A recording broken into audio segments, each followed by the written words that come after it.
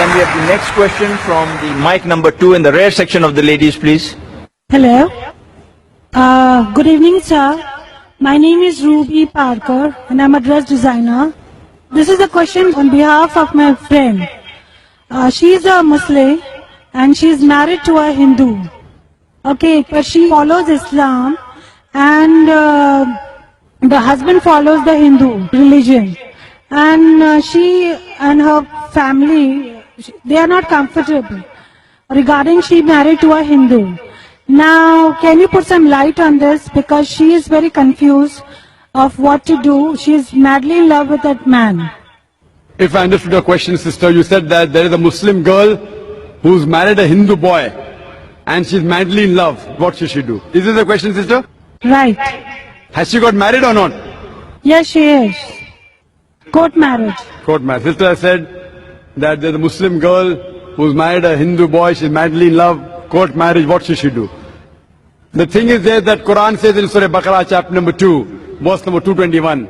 It says that do not marry a mushrikah, do not marry an idolatress until she believes. A believing woman, even if she's a bondswoman, she's much better than an unbelieving woman, even if she allows you.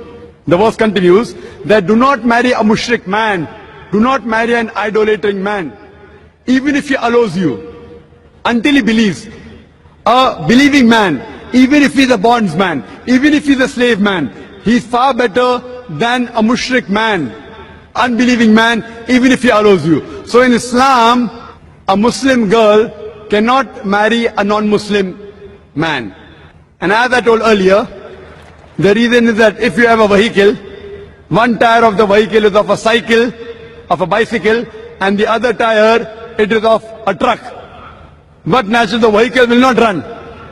And furthermore, every human being would want that their spouse also go to Jannah. So if she claims to be a Muslim, her main purpose of life is to please Allah subhanahu wa ta'ala.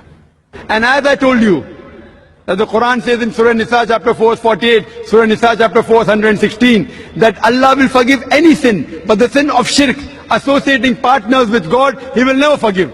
So how can she have a life partner whose purpose of life is different? That means maybe you are selfish.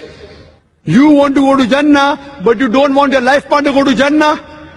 So surely, if she really loves the husband, she should put an ultimatum that if you continue, you will not go to Jannah. So put an ultimatum that if you want me, you will also get Jannah by accepting Islam. If you accept Islam, I am with you, otherwise I am not with you. So that she gets the best of this world and he also gets the best of both the world. Yes. Can we have the next question from the mic number 2 in the rear section of the ladies, please? Hello. Good evening, sir. My name is Ruby Parker and I'm a dress designer. This is a question on behalf of my friend. She is a Muslim and she is married to a Hindu. Okay, but she follows Islam and the husband follows the Hindu religion. And the reason is that if you have a vehicle, one tire of the vehicle is of a cycle, of a bicycle, and the other tire, it is of a truck. But naturally the vehicle will not run. And furthermore, every human being would want that their spouse also go to Jannah. So if she claims to be a Muslim, her main purpose of life is to please Allah subhanahu wa ta'ala. court marriage. Court marriage. Sister has said that there's a Muslim girl who's married a Hindu boy, she's madly in love. Court marriage, what should she do? The thing is there that Quran says in Surah Baqarah chapter number 2, verse number 221.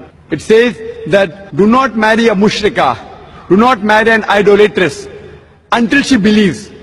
A believing woman, even if she's a bondswoman, she's much better than an unbelieving woman, even if she allows you. The verse continues that do not marry a mushrik man, do not marry an idolating man, even if he allows you, until he believes. A believing man, even if he's a bondsman, even if he's a slave man, he's far better than a mushrik man, unbelieving man, even if he allows you. So in Islam, a Muslim girl cannot marry a non-Muslim man. And as I told earlier, She and her family, they are not comfortable regarding she married to a Hindu.